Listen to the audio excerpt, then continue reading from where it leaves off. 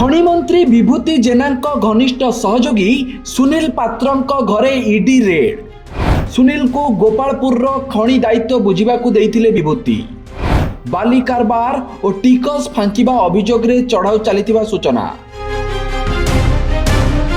गतकालिठू गंजाम जिल्लार विभिन्न बाली व्यवसायी घर ऑफिस और अन्य ठिकाणा जोरदार ईडी रेड चली। रेड रु मंत्री सहयोगी भी बर्ती नाहांती।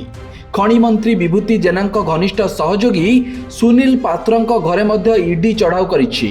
एही चढ़ाऊ संपर्क में ईडी पक्षरु कौनसी विधिबद्ध सूचना मिली नथिले भी बाली व्यवसाय और बड़ धरणर आर्थिक कारोबार को नहीं एही चढ़ाऊ करा जायतिबा आलोचना हेउछि। बाली कारबार और टिकस फांकिबा अभियोग रे एभली चढ़ाऊ चलिथिबा नै आलोचना भितरे खोद खनि मंत्री घनिष्ठ सहयोगी सुनील पात्रंक बासभवन रे रेड सबुठु अधिक चर्चार विषय पलटिछि।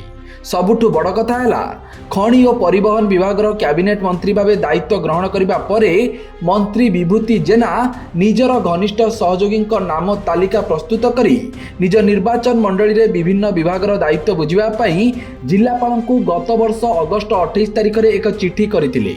एही चिठी रे 19 जनक ना रहितिबा बेले चिठीर 14 नंबर रे सुनील पात्रंक ना रहितिला। तांको खनि पुलिस और कोर्ट भली विभाग संपर्कित कथा बुझाकू दायित्व देइथिले विभूति। विभूतिंक फोटो थाई सुनील खबर कागज रे नूतन वर्षर शुभेच्छा वार्ता मध्य देइछंती। निज निर्वाचन मंडली रे निजस्व मंत्रिमंडल गढ़ी सहयोगी को विभाग बांटिथिले विभूति। आउ रोचक कथा है सुनील को मिलिथिला खनि विभाग। एबे बेआईन बाली कारबार मामला रे मंत्री खनि विभाग इंचार्ज घरे रेड हेबा सबुठी चर्चार विषय पलटिछि। Bureau report Satyapath news.